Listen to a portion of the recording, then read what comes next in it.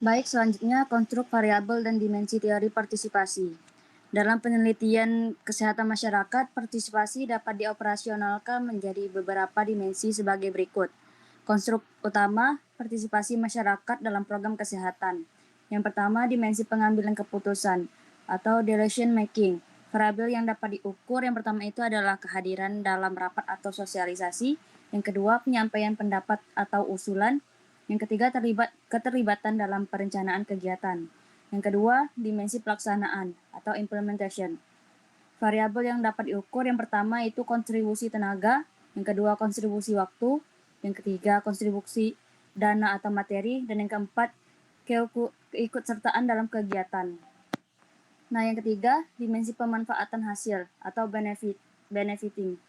Nah, variabel yang dapat diukur yaitu yang pertama pemanfaatan fasilitas kesehatan, yang kedua rasa memiliki terhadap program, yang ketiga kemampuan memanfaatkan hasil program secara mandiri.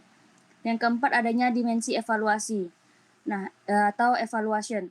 Di sini adalah variabel yang dapat diukur yaitu pemberian kritik dan saran, pengawasan dan pelaksanaan program, dan penilaian terhadap keberhasilan program.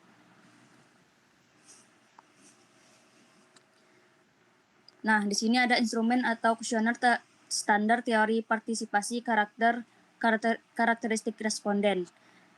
Terdapat yaitu yang pertama ada nama atau inisial, yang kedua ada usia, ketiga jenis kelamin, dan yang keempat pendidikan, terakhir yang kelima asal daerah.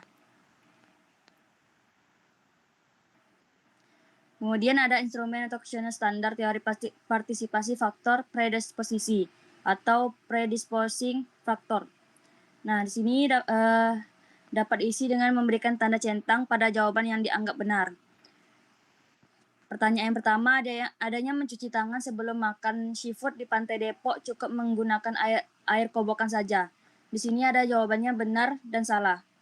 Kedua, sabun berfungsi untuk membunuh kuman dan melarutkan lemak atau minyak makanan yang menempel di tangan. Ketiga, mencuci tangan dengan sabun sebaiknya dilakukan minimal selama 20 detik di bawah air mengalir. Yang keempat, kuman dari pasir pantai atau fasilitas umum dapat berpindah ke makanan jika tidak cuci tangan pakai sabun. Kemudian, instrumen atau kuesioner standar teori partisipasi. Sikap terhadap CTPS. Di sini dapat dijawab dengan menggunakan tanda centang. Pertanyaan pertama, saya merasa perlu mencuci tangan dengan sabun sebelum dan sesudah menyantap hidangan kuliner di Pantai Depok. Jawabannya, sangat setuju, setuju, tidak setuju, sangat tidak setuju. Yang kedua, menurut saya, mengelap tangan dengan tisu basah atau hand sanitizer sudah cukup bersih menggantikan CTPS sebelum makan berat. Yang ketiga, saya merasa malas mengantri di wastafel jika tempat cuci tangannya ramai oleh wisatawan lain. Kemudian, instrumen atau kuesioner standar teori partisipasi faktor pendukung dengan diberi tanda centang. Pertanyaan pertama, warung makan atau restoran kuliner seafood yang saya kunjungi di Pantai Depok menyediakan fasilitas wastafel atau tempat cuci tangan yang memadai. Dapat dijawab iya atau tidak. Kemudian yang kedua, air bersih mengalir dengan lancar di fasilitasi cuci tangan warung makan tersebut.